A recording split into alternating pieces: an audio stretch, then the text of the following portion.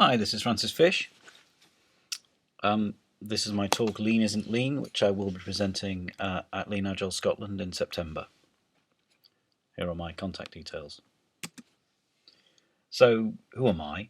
I've been writing code in various size teams for 30 years. I've been thinking about stuff and people and how to do things for 40 years probably. I describe myself as a member of the humanist wing of the Agile movement. And despite the fact this talk has a quite provocative title, I'm not here to pick a fight. I actually just want to give a different perspective on certain ideas and see if we can have an adult human conversation about them. This is my book, Unicorns in the Mist. That's where you can get it from. The ideas in this talk are discussed in some detail in Unicorns in the Mist. So what am I going to do in this talk? I'm going to quickly talk about the history of the term lean, talk about analytical thinking and the analytical box, some rhetorical things about analytical versus systems thinking, and I'm actually going to look at the standardized work, which is part of lean adoption that's been practiced in places like the Inland Revenue, and I believe or certainly I've read, is not being done particularly well. Then I'm going to discuss some of these ideas, and if we have time, we'll have some questions, except obviously, this being a recorded talk, we won't. Sorry. So, where does the term lean come from? It comes from studying the Toyota production system, which was championed and developed by Taiichi Ohno and many other people. Ohno's the one who's credited with being the person who shepherded it into existence. After Western academics went and looked at what Ohno did, they put some labels on things. Takt time is a system that Ohno came up with for maximizing the throughput for a given amount of effort in a certain time. Lean methodologies concentrate a lot on waste, and there are many different kinds of waste. And also, one of the things, which is what I'm going to be talking about, is standard work. But I think there's a misunderstanding about what standard work is, which is part of what this talk's about. Ohno famously used to find a place in the, I believe it's pronounced Gyamba, which is the factory floor effectively, where you could watch everything. And then he would draw a chalk circle there, and he would place the person he was training in that chalk circle and tell them to observe. And also not to make any comment, just to observe. He never ever explained anything. He never ever told people what to do. He always tried to allow people to find things out from their own experience, because it meant they'd understood what he was trying to inculcate into them. But first, we're going to look at analytical thinking and the analytical box, which I think is part of the fundamental problem. Analytical thinking is the classic saying we have is, if I have a hammer, everything looks like a nail. Analytical thinking is very good at breaking things down into pieces. The other thing it does is it builds great towers of if then else, causal chains of things, which actually may not bear any relationship. There may not be causality, in fact, involved. It might just be coincidence. But without going and finding out, you can have a massive edifice of thought, which actually is just a runaway train, and is actually quite pathological and it isn't helpful. So let's look at the semantics of some words, of some approaches. In the West, everyone's obsessed with efficiency, which means doing things as fast as possible. Ohno's methods were about being effective. Now, it doesn't matter if you're efficient and you're doing the wrong thing. In fact, there's a quote later from a well-known systems thinker called Akov about this. If you're effective, even if you're doing it very relatively inefficiently, at least you're doing the right thing. This is a very pertinent point as well. In the West, we put project teams together, we create stupid, meaningless targets for our civil servants because we think this will fix a problem which is a part of the system that people are working with. Whereas solving is actually about changing the system so the behavior you don't want does not appear. And palliative versus restorative. This is, sorry, we're using some longish words here. But palliative is taking the paracetamol for your cold. It stops the symptoms, but it doesn't actually get rid of the cold. Whereas restorative is actually allowing your body to be able to heal itself. So restorative is making sure you eat a proper diet, there are enough vitamins and minerals in what you eat, and so your body has the resources to fight the cold off. So I would argue that analytical thinking, breaking things down into pieces, not necessarily understanding the relationships between things, is a function of the things that appear on the left of this diagram. And systems thinking, which is much more about wholes, but not in the kind of hippy-dippy,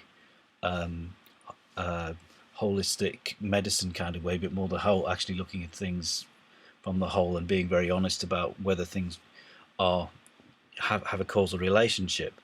It is much more the other side. So the systems side is much more about making sure that what you do is worth doing. Almost there's value judgments almost on the system side. The analytical side is much more about algorithms. If you do this, you will get this result. And lean, in fact, that what we call lean in the West is a term invented by Western academics or people that went to study Taishi Ono and his colleagues and what they did. Ono was actually quite firm about not wanting to give it a label. He said, if we give the thing a label, people will just think it's a box. We can unpack the box and all will be well. And that isn't the case, because your circumstances and Ono's circumstances were completely different. A service organization's circumstances, and this is a very critical point, is completely different from a manufacturing organization. So the approach behind the Toyota method might work, but to just take the labels of the things and say, right, I am therefore doing what Ono was doing, you aren't, because your approach is different. So the analytical box, what does that give you when you start to think analytically, which is part of the Western didactic approach? Yes, you observe, but you don't necessarily engage with the people doing the work. You break it into small enough pieces to be manageable. You perhaps look for patterns which may or may not be there, or may not be of value even. You make a list of these things and start calling it a process, start calling it an algorithm. You put this in the box, which is the box I've just been talking about, the box of post hoc analysis. Then the creativity that's inherent in human beings approaching genuine, real problems, you ignore basically, or you assume that whatever you've put in the box will just automatically make those creative things happen. An example of this was when in the West, in manufacturing in the 70s, they introduced quality circles, but they did it from the top. They used quality circles on Toyota a lot, but they were a spontaneous creation of the people doing the job. There's a difference in approach. There's a difference in who owns the problem and in who can solve the problem. So it's didactic, as in telling people what to do, and it's destructive, as in it takes people's initiative away. The word is not the thing, and this is an important point, I think, that needs to be understood. and I jokingly said, Oasis are not the Beatles. And, they sound like the Beatles. And in fact, I seem to remember George Harrison saying that he wasn't very pleased about this. But they aren't the Beatles. If you want the Beatles, you have to go and get the real thing. If you want the results, you have to actually take responsibility. So there we are, we're left with the box. I think there's a fundamental difference of approach here, which comes down to where we get our understanding of the world from. The West and the Western thinkers were basically, their ideas come from the works of ultimately Plato, but Aristotle, Socrates, this analytical, very wordy approach, which is ultimately results in trying to turn everything into an algorithm and make it understood by breaking it into pieces. And I don't know if Taishio Ono himself was a Buddhist or not, but certainly he lived in a Buddhist country, and Buddhists tend to think much more in terms of wholes, in terms of flow, in terms of relationships which may not necessarily be visible without going and having a good look at them. And I actually think one of the reasons that what we call lean in the West quite often is maladaptive is because we start with this idea of trying to turn everything into an algorithm, and you just turn the handle and you get the results. Whereas someone who thinks much more in terms of processes, in terms of the whole, says, well, what do I need to do to get the desired result? You actually work backward from the desired result rather than forward from a set of procedures, and it actually gives you quite different answers. I'm just going to have a couple of quotes from Russell L. Ackoff now. This is a very famous quote, and it's about the difference between efficient and effective. You can read the quote for yourself, but I think the interesting point is, in the middle of that quote, it's better to do the right thing wrong, which is what I was talking about earlier, than the wrong thing right, because if you do the wrong thing right, as in efficiently, you're just going faster and faster in the wrong direction. The metaphor I've used when I've talked about this is you've got a train on a track. If you're doing the right thing but not very well, you perhaps not putting the right fuel in the train, or the train isn't put together with the coaches in the right order for best effectiveness, but at least it's going in the right direction. Whereas if you have not worked out what should even be on the train, and you're on a different track, it doesn't matter how fast you drive it, it's not going to go where you need it to. This quote made me laugh out loud when I read it.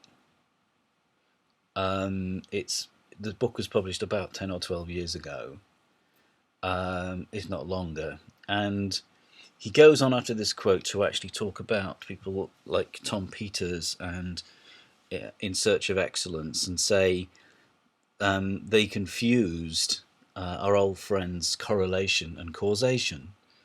Essentially, he makes a joke. He says, the managers of these very successful corporations wear $5,000 suits. So if you want to be successful, just buy a $5,000 suit.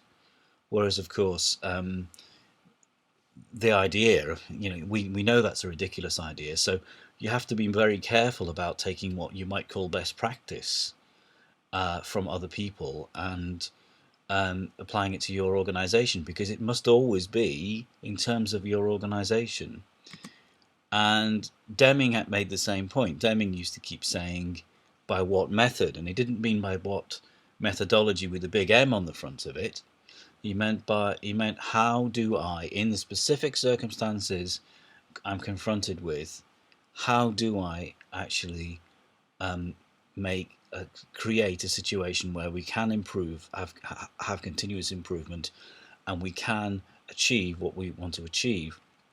So the 14 points, I can't actually put all 14 on this slide, and discussing them is actually a talk in its own right, and there's another talk I do which talks about these things in much more depth.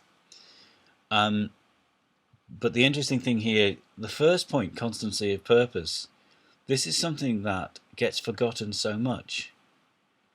Why does an organization, a group of people, why do they get together? What are they doing?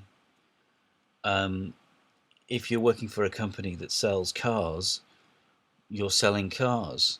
The fact that you may have a goal which involves perhaps having a fight with another part of the organization, etc., etc., etc., that's completely contrary to the constancy of purpose. Adopting a new philosophy is actually about being, really open to the ideas like I'm talking about now, about systems thinking. Drive out fear is about don't rule with fear, don't rule with intimidation, engage with the people doing the work. Eliminate slogans is essentially talking about targets and why they're nonsense. And eliminate management by objectives is the management end of that, where some arbitrary number suddenly becomes important. The point he makes is, you get a sales team who are told, you can do 4% better than you did last year, but they're not given a method for doing it. Well, if you could do 4% better than you did last year, why didn't you do it already?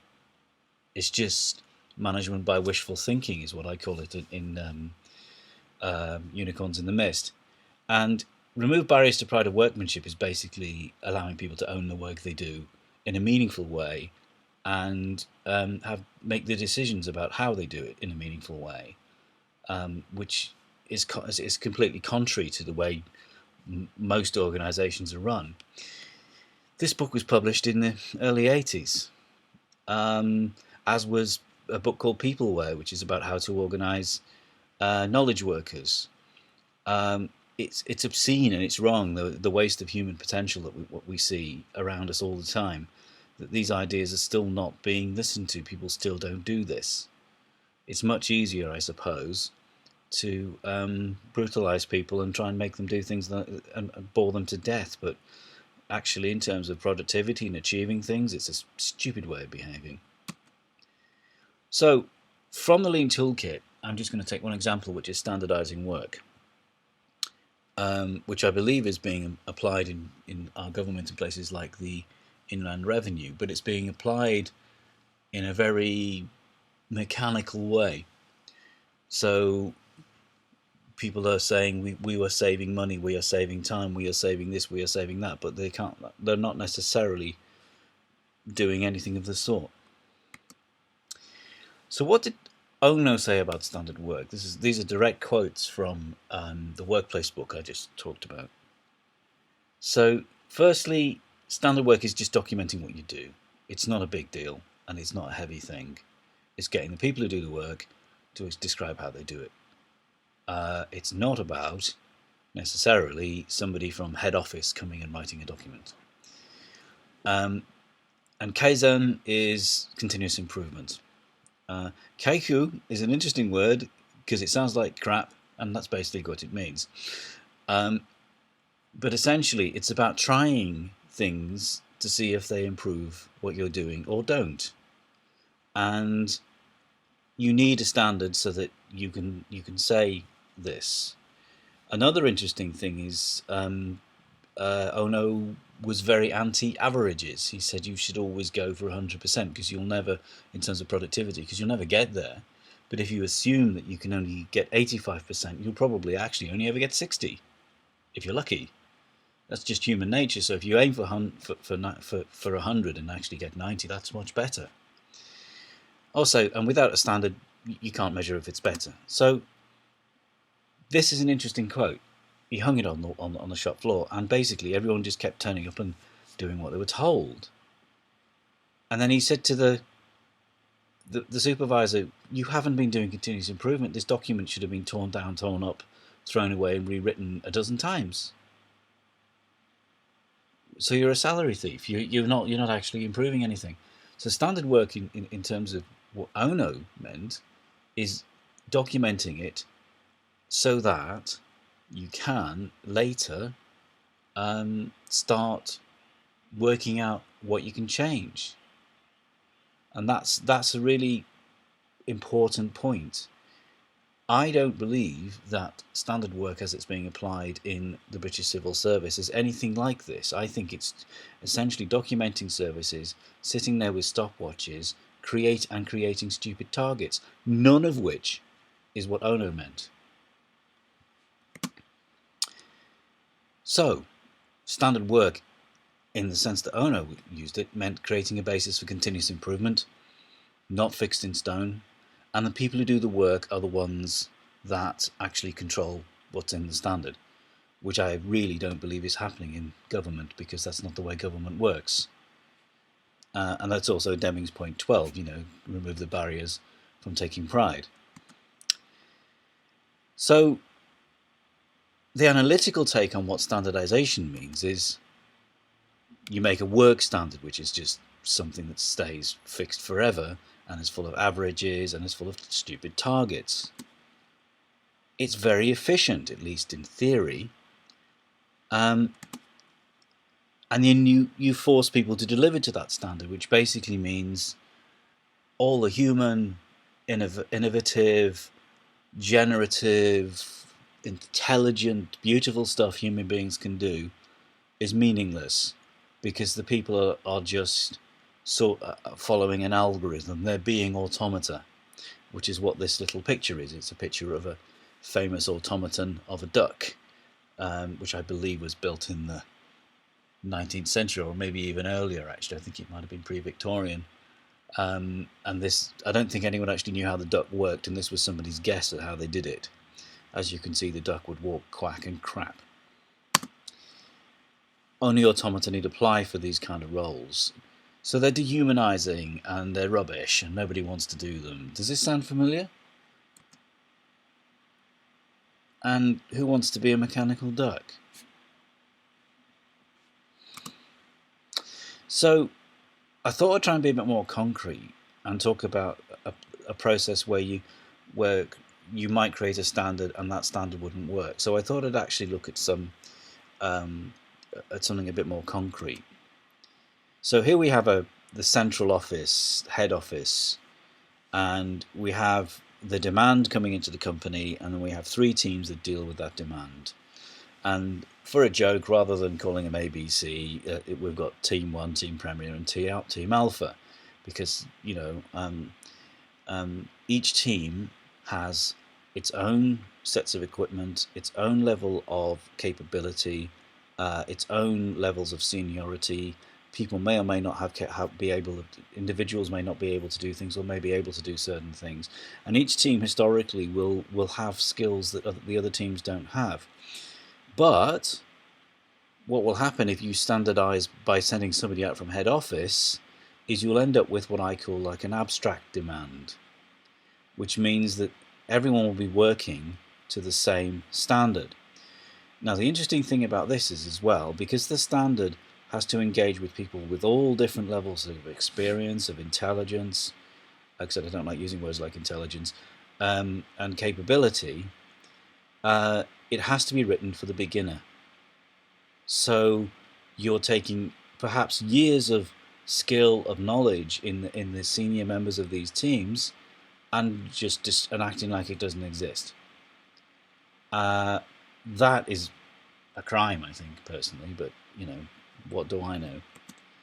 So what's wrong with this? The point of delivery should be the point where the standard is written, and each team should own the standard for that team. This goes completely contrary to the command and control way of thinking. But if you want things to be effective rather than efficient, that's where you have to start. Instead, as I just said, we have 3 demand profiles, 3 teams, each of which has its own skill sets and each of which controls its own work. And it doesn't even matter if you're selling the same product. There will be different demand profiles. Each team maybe works at different times of day, has different shift patterns depending on the local conditions. You just don't know. So you may as well just let people organize their own work, as long as they know, as Deming pointed out, what the common objective is. That's the very first thing, constancy of purpose. Once you have constancy of purpose, let people understand what that is, and then guide them, but don't tell them what to do. And the other thing that happens is it rains, time passes, things change. If the people at the sharp end can change things quickly in light of new conditions and changing conditions, it means you're not left flat-footed looking like fools in front of your customers. Whereas if you have to go back to someone at head office who then has to write a document which will work for all three teams, you could even miss an opportunity to expand your market because you've been so dozily just trying to make everything the same when it isn't the same. So each group will have a different demand profile, and within that demand profile there's different levels of what systems thinkers call variety. And the thing you should standardize on is the variety, basically. If there's certain things that do occur commonly in a given delivery point, then that's where you start to standardize and make it have process that actually lets you deal with those common things quickly. That's what process is for. It's to take the thinking out of things that you've thought about.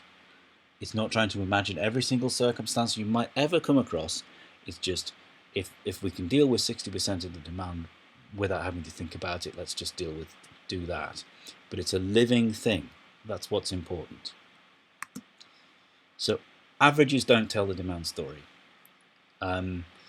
Because you don't know what the peaks and troughs are, you don't know where in the day, you have no idea whether certain people spend longer on a tasks, particularly if you're in the service, but their customers don't come back, which means actually they're more effective, even if they're not meeting some stupid arbitrary target about how long they're supposed to speak to the customer.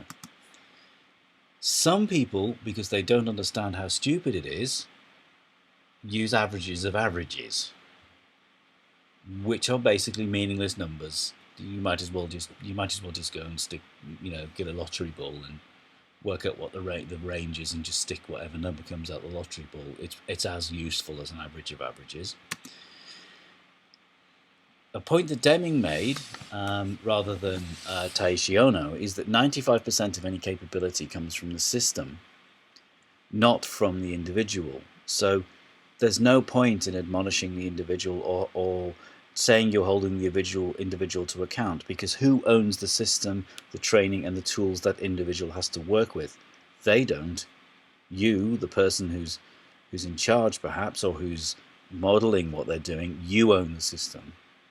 So you must work to make sure that the person doing whatever it is has that 95%.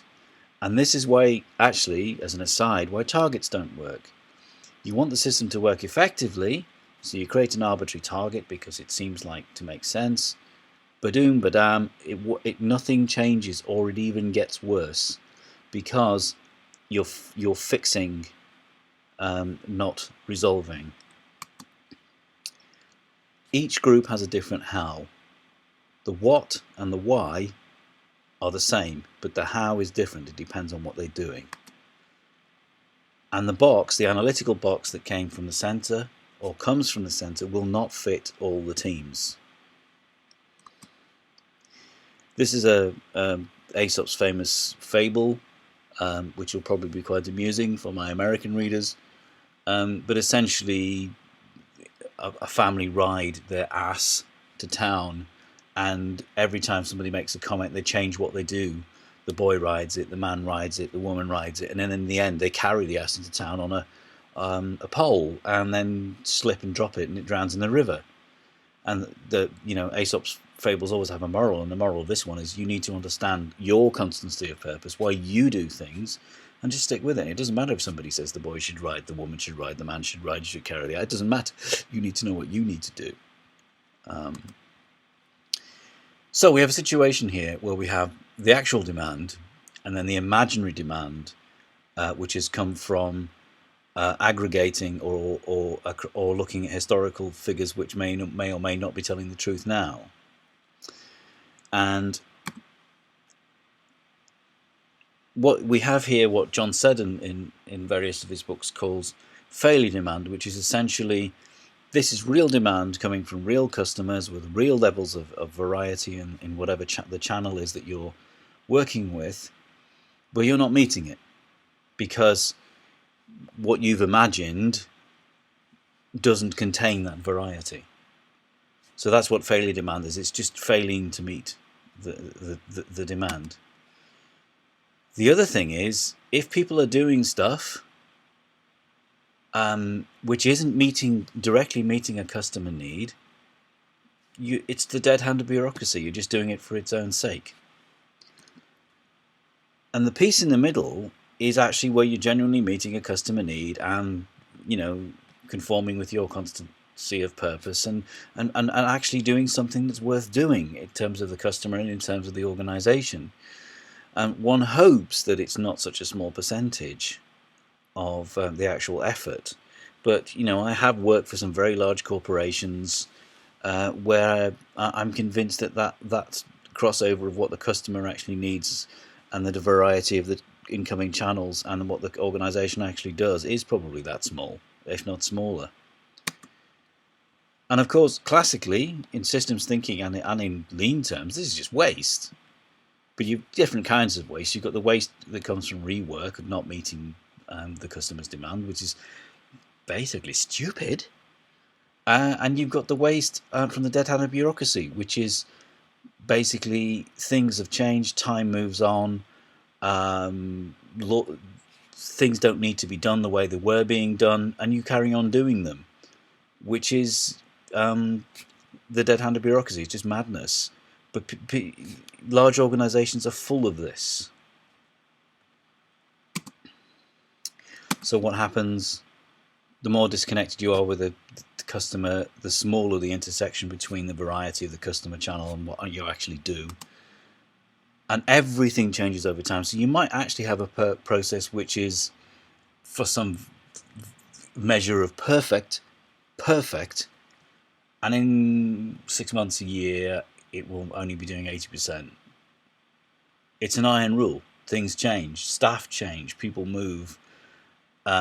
Somebody who was in charge of a team who was very good at making sure that the ball didn't get dropped moves on, and suddenly that team becomes ineffective or less effective. Badoom badam, and you've lost your effectiveness.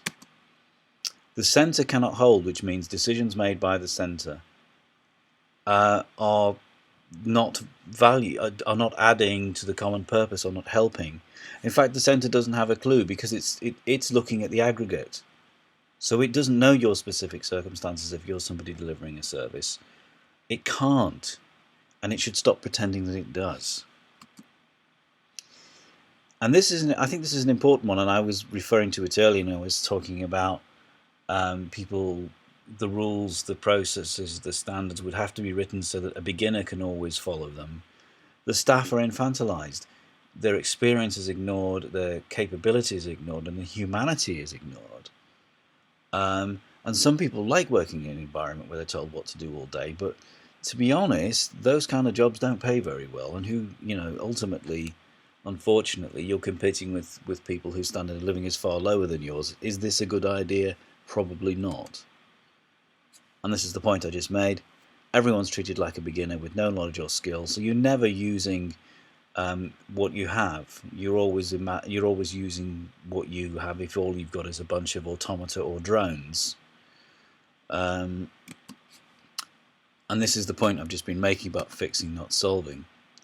So when people are confronted with this mismatch of capability, they think, how do I sort this out? How do I make it better?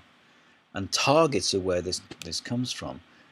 Targets are, we would like our GPs to see a patient every 5 minutes because that means everybody who's come to be seen gets seen in a reasonably timely manner. But the variation in the channel means that that's not possible. But you create this arbitrary target, and suddenly people are failing unless they start treating their patients really aggressively and driving them away, for example. So targets are a kind of pathetic attempt to make it work somehow, rather than address the variety on the incoming channels. If you measure cost and start thinking, how do I make this cheaper? You're measuring the micro behaviors, the interactions. I'll talk more about this in a minute. Each delivery point, as I've said about 5 times now, has its own set of people with their own capabilities, and you need to play your best cards when they need to be played, which is when you're interacting with real demand and real variety and real customers. And true empowerment, which is actually trusting people to not be a bunch of unconsciously incompetent beginners, solves this permanently, and you will always end up with the best you can have with the circumstances and tools that you have available. The other thing about fixing, as I've just said, it's ahistorical. It assumes things don't change. It assumes they stay static. It assumes that human causes and conditions are an algorithm. They're not. Now, you might end up in a situation where you are meeting the demand, but you're still doing stuff that doesn't need to be done. This actually isn't a bad place to be, because you can work on the bureaucratic waste. You might end up in the situation where you have unmet variety. This again isn't too bad a place to be, because you've got an opportunity now. This is where upselling may actually work, because the unmet variety might actually lead you, the organization, to new product, to new ways of thinking about things, to new needs that your customers haven't got met. And you may actually find that there's gold hidden in the unmet variety if you understand it properly. Point I just made. And the other thing is the unmet variety will differ from team to team. And channels with high variety need people who can make decisions in them. They do not need people following scripts, because the script has to be able to follow every single nuance and decision point, whereas empowered people can just make decisions. Sorry, this is something I feel very strongly about.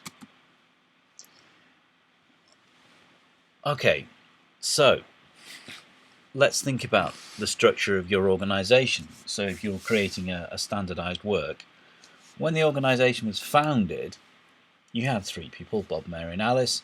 They had certain sets of skills and they did things in a particular way. And of course at the end of the process we have a happy customer in the little field, lovely, lovely. So we get some kind of demand.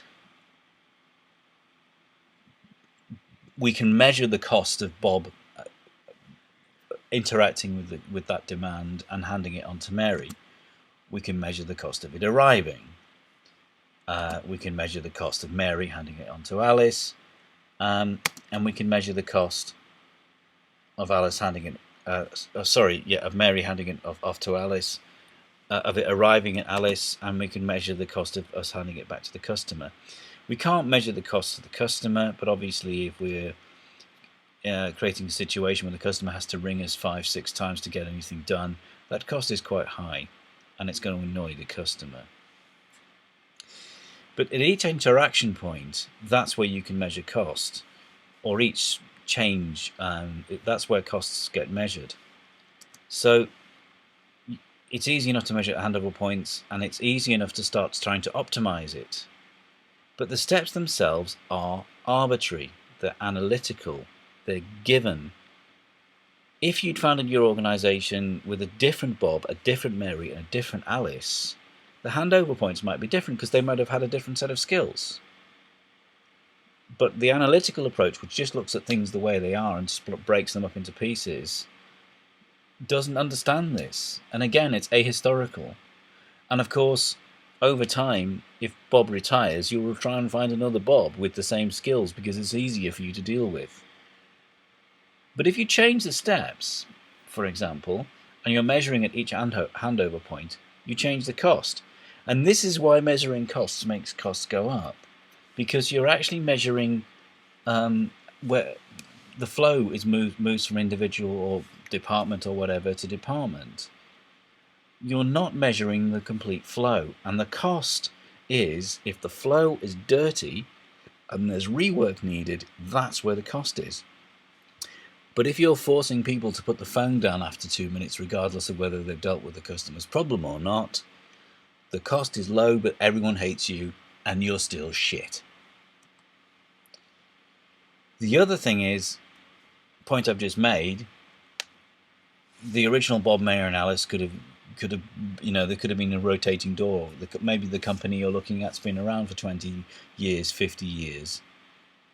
So the splits and the way stuff's done were arbitrary, depending on their skills, and they're still arbitrary.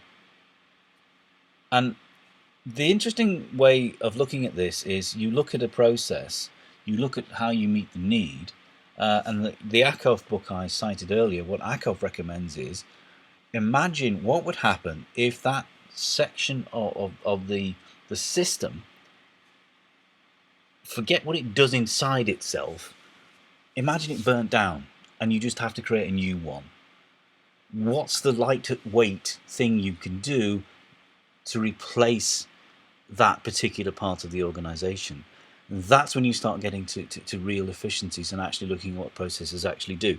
This is also very similar to the ideas in the book guiding creating object-oriented software guided by tests, which talks about creating a walking skeleton across the whole organization, which allows you to actually work out from beginning to end what the process is that you need, the software you're creating actually should do, regardless of all the silos. This is the point I just made. The cost is in the flow, not in the points you measure it. When you measure costs, you break up the flow, you start creating local optimizations, you will start causing rework, and you will start causing dirt in the flow. Algorithms, and this is the point I'm trying to make. People, variety, people have imagination, they have innovation, they can improve things, they can be inspired, they can enjoy what they're doing. Algorithms just lock you in.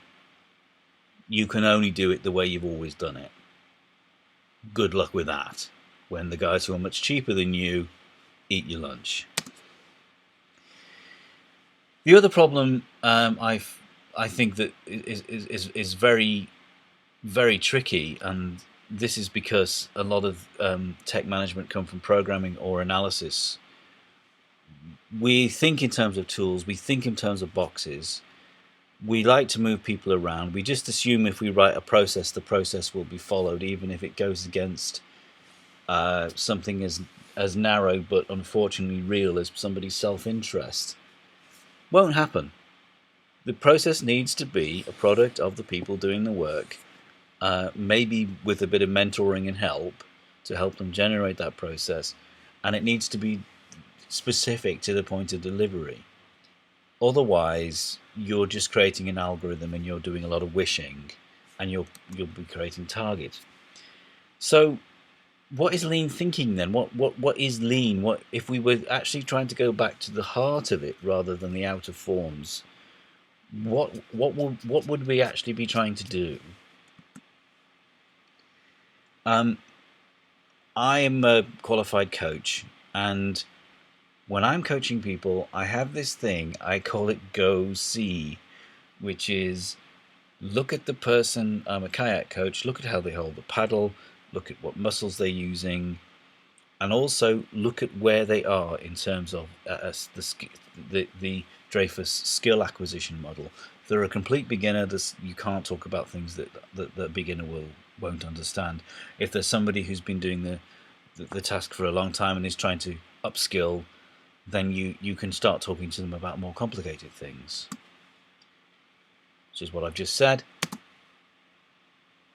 The person who is doing the going and seeing and the talking and the questioning needs to be very humble, which is a trait I would like to see in more consultants. I mean, I'm coming across here as quite vocal and arrogant, but I actually learn or I do all of my learning by listening to other people, and very little from just going in with fixed ideas.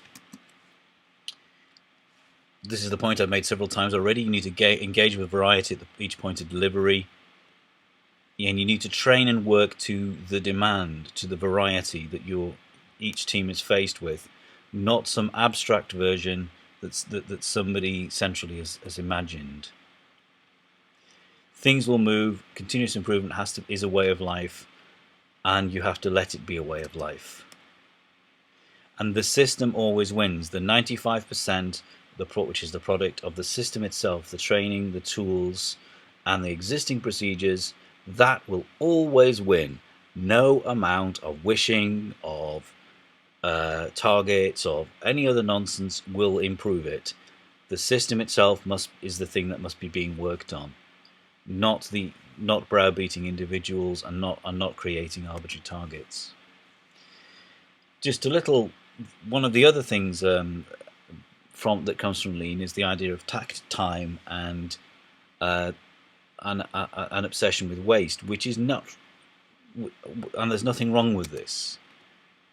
But tact time works for manufacturing processes. It's about setting things up so that you can get the best throughput.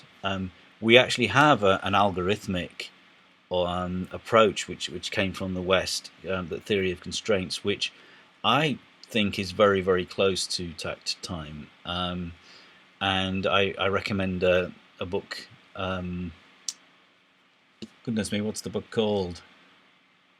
The Goal by Eli Goldblatt, which it talks about, gives you the basics of the theory of constraints, and the central thesis of it is that the entire process can only go as quickly as the whatever part of the process is a bottleneck, and there's no point in improving anything else until and the bottleneck the bottleneck will win. The system will win every time, and you're doing anything else is generating waste.